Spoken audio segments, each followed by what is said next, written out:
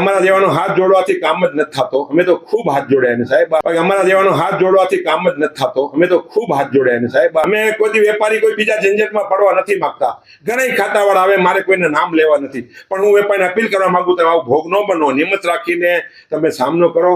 અને એ પોતાના પેટ ભરવા જ આવે છે. કોઈ સરકારમાં કોઈ જમા કરવાની વાત જ નથી, પોતાના પેટ ભરવા જ આવે. તો રામભાઈ પહેલી વખત અમને આવી હિંમત આપી છે કે તમારો માલ સીઝ કરશું, હાલો ફેક્ટરીમાં આટા મારવા માંડ્યા, આમ ફેક્ટરીમાં આટા મારવા માંડ્યા, ફોટા પાડવા માંડ્યા, બોક્સ લઈ અને આ નથી લખેલું, આ લખેલ નથી ને અમને 50,000 રૂપિયા આપી દો, માં ભરવાનો આવી ગયો. આમ કર્યું મેં તોય હાજર, સાહેબ ક્યાંય રિઝનેબલ કરો.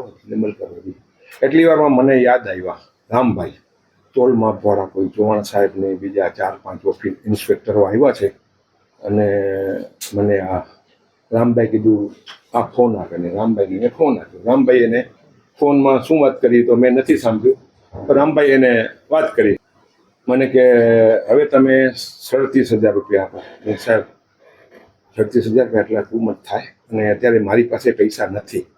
ના, પૈસા તો અત્યારે આપવા પડશે. પછી મેં ખિસ્સા ફફેડ્યા અને 23,500 ખિસ્સામાં ઓફિસમાંથી ભેરા કરી. ત્યાં સુધી કહેતા તમારો માલ સીઝ કરશું, હાલો ફેક્ટરીમાં આટા મારવા માંડ્યા, આમ ફેક્ટરીમાં આટા મારવા માંડ્યા, ફોટા પાડવા માંડ્યા, બોક્સ લઈ અને આ નથી લખેલું, આ લખેલ નથી ને. એટલે અમે તો શું કહે છે, વેપારીને સમાધાન જોતું હોય, બીજી કઈ લપમાં પડવા માંગતા ન હોય. અમે એટલે 37,500 કવર બનાવીને મેં એને આપી દે. એટલી વારમાં પહોંચ બની ગઈ અને 12,000ની પહોંચ આપીને નીકળી ગયા. અમારા જેવાનો હાથ જોડવાથી કામ જ નથી થતો. અમે તો ખૂબ હાથ જોડ્યા ને સાહેબ.